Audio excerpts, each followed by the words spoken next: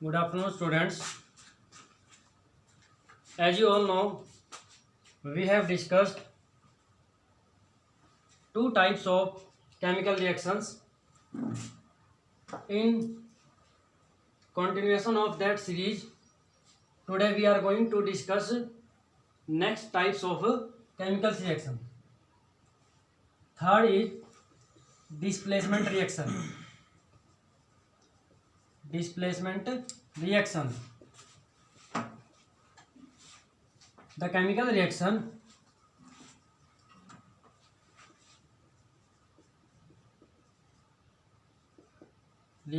in which more reactive element displaces less reactive element from its compound is called displacement reaction.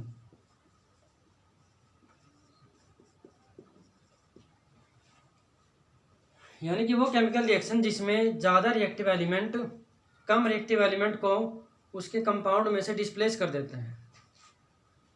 अब हमें ये कैसे पता चलेगा कि कौन सा एलिमेंट रिएक्टिव है, कौन सा मोर रिएक्टिव है, कौन सा लेस रिएक्टिव है? It is identified from the reactivity series. Reactivity series of elements is that series of elements in which elements are arranged according to decreasing order of their reactivity. So dear students, this is the reactivity series. The element which is present at top of the series is most reactive and the element which is present at bottom of the series, it is least reactive element. On moving from top to bottom in a reactivity series, reactivity of metal decreases. This reactivity series is formed on the basis of chemical reactions of these elements with different acids, salt solutions, etc. For example, sodium and iron. If we compare sodium and iron, sodium is more reactive, iron is less reactive. If we compare zinc and iron, zinc metal is present at the top of zinc metal is present above iron. It means zinc is more reactive, iron is less reactive. So let us take an example of displacement reaction.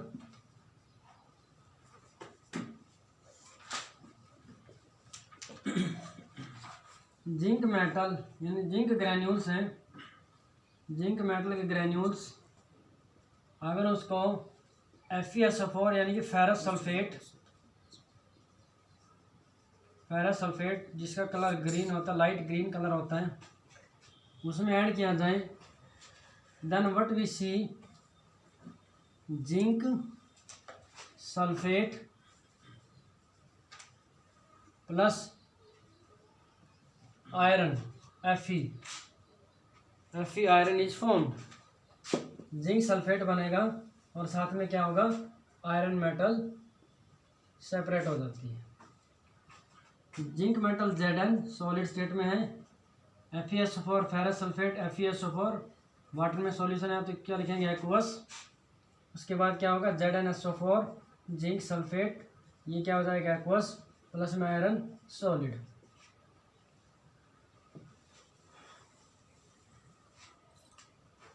एक test tube ली, test tube के अंदर हमने क्या लिया, ferrous sulphate का aqua solution लिया जो light green colour का होता है, और उसके अंदर हमने क्या किया, जिंक मेटल के पीसीज को ऐड कर दिया and we left this test tube for some time. Then after near about 30 minutes what we see, light green colour of ferrous sulphate present inside the test tube is change into colourless solution and iron is separated. तो ये जो light green colour था वो colourless में क्यों हो गया, क्योंकि लाइट ग्रीन कलर जो था वो फेरस सल्फेट की वजह से था। जैसे ही जिंक ने आयरन को FeSO4 में से डिस्प्लेस किया तो यहाँ पे क्या बन गया, जिंक सल्फेट और आयरन बन जाता है। अनदर एग्जांपल है Fe iron plus CuSO4 copper sulphate, यहाँ से क्या बनेगा FeSO4 plus Cu। Fe iron है, आयरन जो है रिएक्टिविटी सीरीज में ऊपर प्रेजेंट होता है। It displace copper from the copper sulphate because copper is present at lower place than that of iron. तो iron displace copper from copper sulphate and results in the formation of ferrous sulphate. Copper sulphate blue colour का आता है। After chemical reaction solution is change to light green colour और green colour. Here iron has displaced copper from the copper sulfate. So in this way there are so many reactions which we can write. We will discuss these two examples only. Our next type is double displacement reaction. And one more thing, identification जो होती है displacement reaction की, अगर आपको पहचानना हो कि displacement reaction है या नहीं है, तो आपको ये ध्यान रखना है कि रिएक्टेंट और प्रोडक्ट साइड दोनों साइड में फ्री मेटल रहेगी। लेफ्ट हैंड साइड में जो है मोर रिएक्टिव मेटल रहेगी फ्री स्टेट में, और जो राइट हैंड साइड है प्रोडक्ट साइड में कौन सी मेटल रहेगी, जो मेटल लेस रिएक्टिव थी डिस्प्लेस होने के बाद बाहर आ जाती है वो प्रेजेंट रहेगी। Next type is double displacement reaction. Double displacement reaction, double displacement reaction में क्या होता है, the chemical reaction in which ions of reactants exchange with each other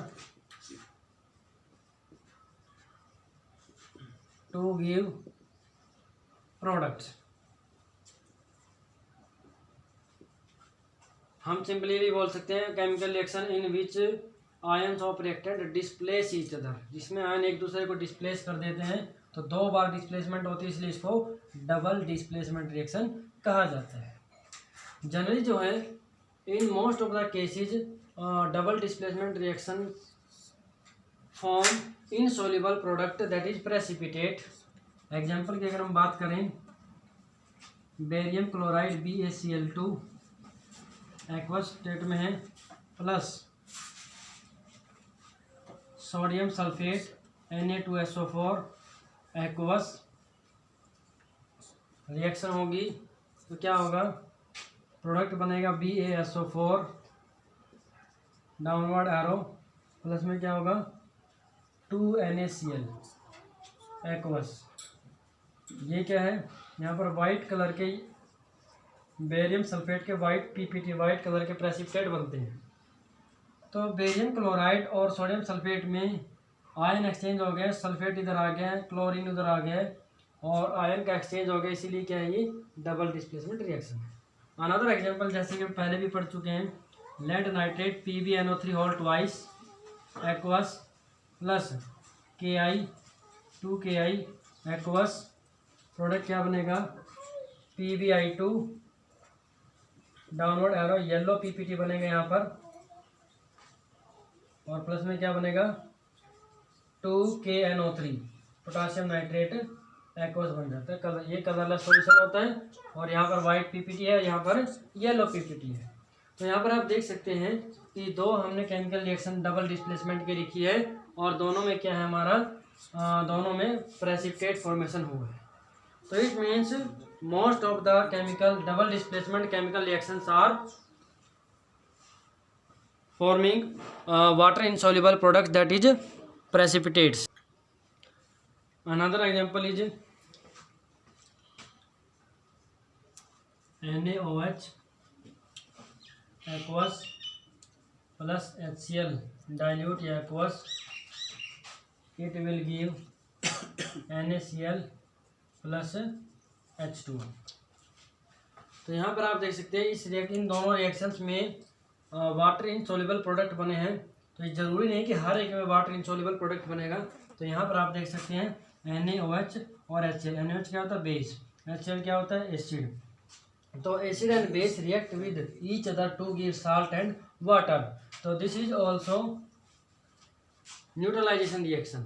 तो ये डबल डिस्प्लेसमेंट रिएक्शन के साथ साथ क्या है, ये न्यूट्रलाइजेशन रिएक्शन भी होती है। अगर आपसे क्वेश्चन किया जाता है कि व्हाट आर प्रेसिपिटेशन रिएक्शंस, तो उसमें हम क्या बोलेंगे? The chemical reactions in which water insoluble products और precipitate are found that are called as precipitation reaction. क्योंकि मोस्टली जो हमने डबल डिस्प्लेसमेंट रिएक्शन देखी है वो क्या होती है? प्रेसिपिटेट फॉर्मेशन वाली होती है। बट यहाँ पर आपने लास्ट एग्जांपल में देखा कि डबल डिस्प्लेसमेंट रिएक्शन जो है ये न्यूट्रलाइजेशन रिएक्शन भी है यहाँ पर। नेक्स्ट टाइप जो है दैट इज थर्ड टाइप, मतलब last type, fifth type, redox reaction. Next type is redox reaction. Redox word, it is made up of two words, red plus ox.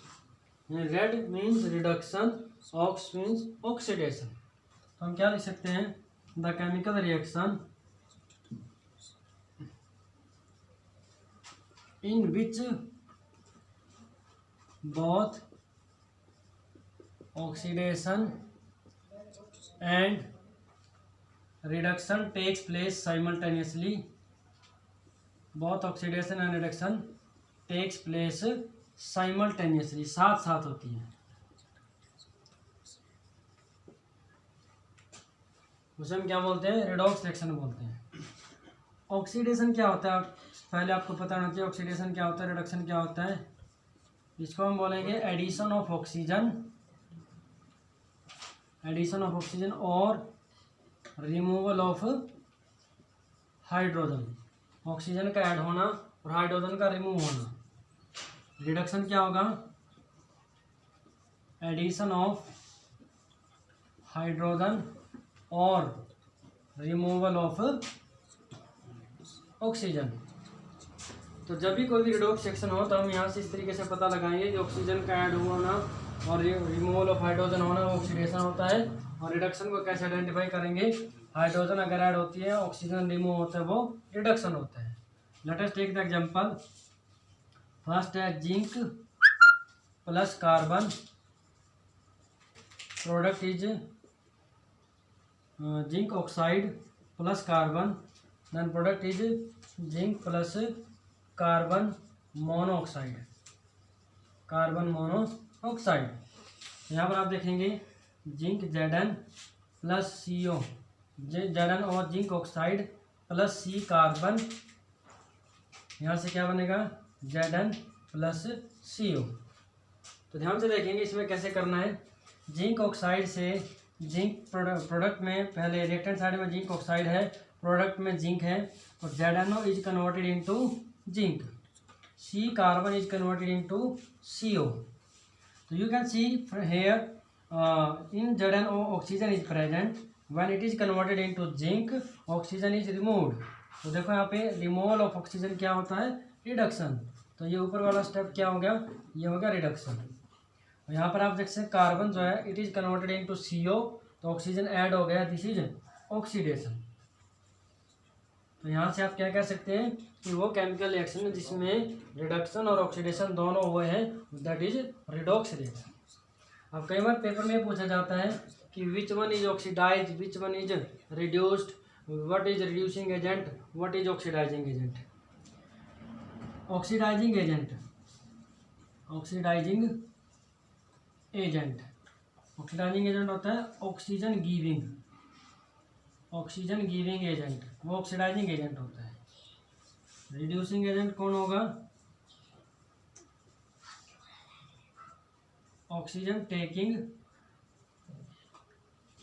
और hydrogen giving.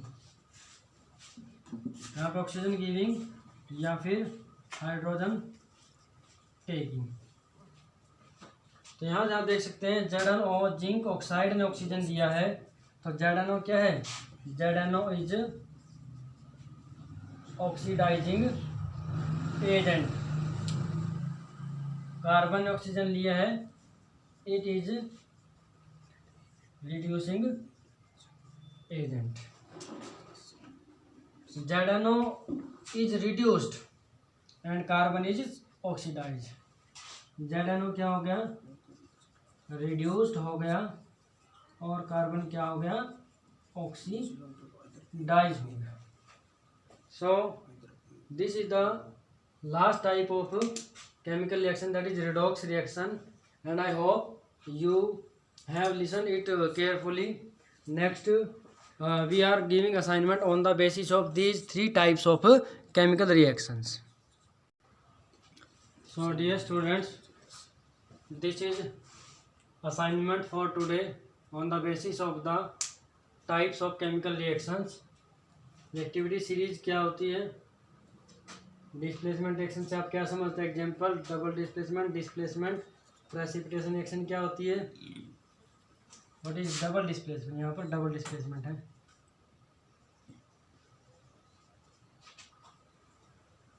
Identify type of reaction and balance each, हर एक 5 reaction यहाँ पर दी गई हैं, हर एक type identify करने की, इसमें कौन सी टाइप की केमिकल रिएक्शन है, इसमें कौन सी है, और हर एक टाइप ऑफ केमिकल रिएक्शन को बैलेंस भी करना है।